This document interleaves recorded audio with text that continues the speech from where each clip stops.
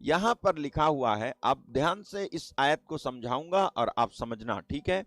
यहां क्या लिखा है? यहां लिखा है उसने हमें मसीह में।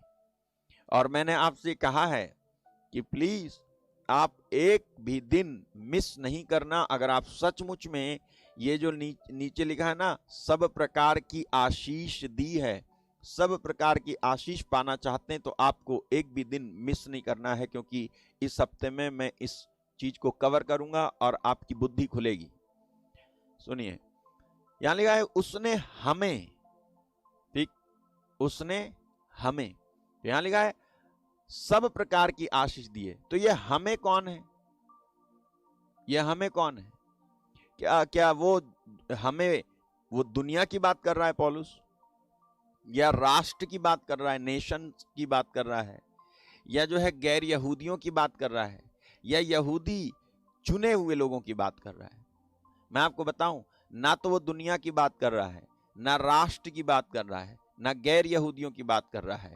ये हमें जब वो कहता है ना, हमें इंग्लिश में लिखा हुआ है may blessings be to the God and father of our Lord Jesus Christ who has blessed us, who has blessed us. तो हमें, ये जो हमें शब्द है, ये हमें में दुनिया नहीं है, क्योंकि सब प्रकार की आशीषों को दुनिया ने नहीं पाया अभी तक। हालेलुया। ओके, और लिखा यह है spiritual blessings in the heavenly realm. Hallelujah. इसको हिंदी में अनुवाद किया गया है सब प्रकार की आशीषें दी हैं। दरअसल इसका अनुवाद ऐसे होना चाहिए था हिंदी में कि हमें मसीह में स्वर्गिक स्थानों में सब प्रकार की आत्मिक आशीषें दी हैं, क्योंकि ये इंग्लिश में ऐसा है कि सब एवरी स्पिरिचुअल ब्लेसिंग्स इन दी हेवनली रेल्म। तो कोई बात नहीं, हिंदी में निकल के आया सब प्रकार की आशीषें दी हैं, लेकिन एक और शब्द जुड़ा हुआ है यहां पे, उससे साफ है कि परमेश्वर स्वर्गिक और भौतिक, जमीनी और आसमानी सब प्रकार की बरकतें आपको देने की उनकी योजना है। ठीक है, वो शब्द है स्वर्गीय स्थानों में। हालेलुया। तो ये हमें कौन है? हमें जो है दुनिया नहीं है, हमें मतलब राष्ट्र नहीं है, हमें मतलब गैर यहूदी नहीं है, मतलब वो जो प्रभु के लोग नहीं हैं वो नहीं है, और जो प्रभु के लोग हैं यहूदी प्रजा, चुनी हुई प्रजा, हमें वो भी नहीं है। बल्कि कौन है ये हमें? मालूम है, केवल वो जो मसीह के लहू से दाम देकर पापों से छुड़ाए गए हैं। केवल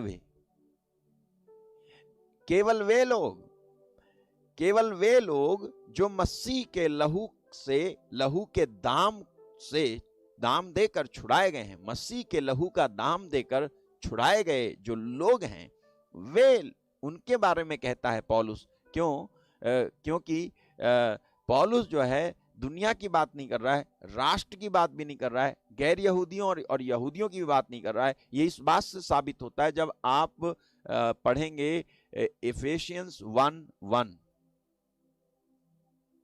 ठीक है, इफिशियंस 1:1 को जब आप पढ़ोगे तब आपको पता चलेगा कि पौलुस क्या कह रहा है। कहता है, Paul, an apostle of Jesus Christ by the will of God to the saints which are Ephesus, and to the faithful in Christ Jesus. Hallelujah. पौलुस की ओर से जो परमेश्वर की इच्छा से यीशु मसीह का प्रेरित है, उन पवित्र और मसीह यीशु में विश्वासी लोगों के नाम जो एफेसुस में हैं।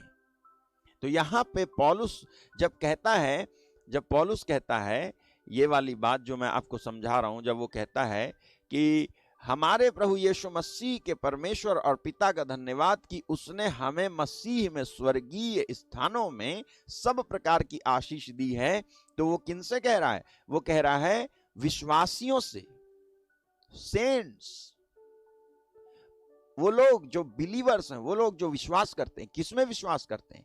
यीशु मसीह में। यीशु मसीह में विश्वास करते हैं मतलब क्या? मतलब ये कि वो जो मसीह के लहू का दाम देकर पापों से छुड़ाए गए हैं और अब विश्वास करते हैं, जो विश्वास करते हैं वो यीशु के लहू से छुटकारा पाए हुए लोग हैं। हालेलुया। तो ये हमें कौन है?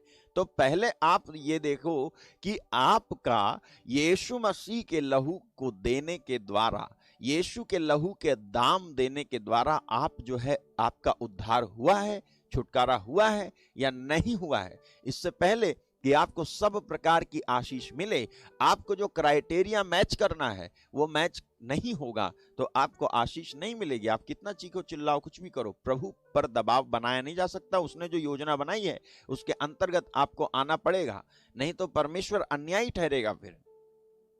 हालेलुया। तो यहां पर लिखा हुआ है कि केवल वो जो मसीह के लहू का दाम देकर पापों से छुड़ाए गए हैं। यीशु मसीह ने अपना खून बहा करके पापों से हमको छुड़ाया है।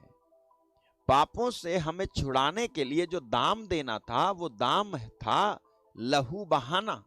जो पुराने विधान से भी जानवरों का लहू बहाया जाता था, अब नए विधान में परमेश्वर ने देखा कि जानवरों के लहू बहाने के द्वारा कुछ भी छुटकारा नहीं हुआ मनुष्य का, और मनुष्य ज्यों का त्यों बना रहा और पाप करता रहा।